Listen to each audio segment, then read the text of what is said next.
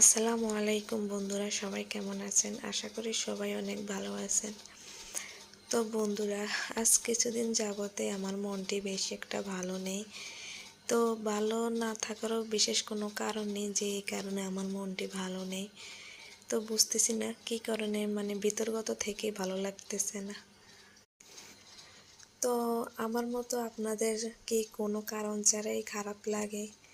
অবশ্য এটা হয়, মানুষের অনেক সময় আছে যে কোনো কারণ ছাড়াই ভালো লাগে না, মন ভীষণ খারাপ থাকে।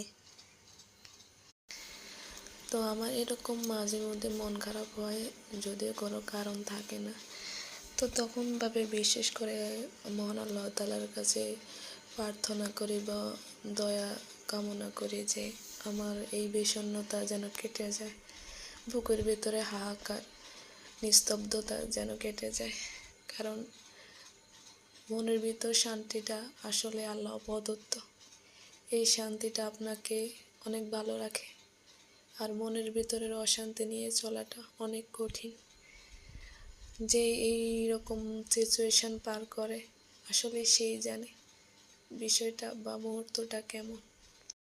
তো আল্লাহ পাক রাব্বুল আলামিন সবাইকে মানসিক শান্তি দান করুক, এটাই কামনা।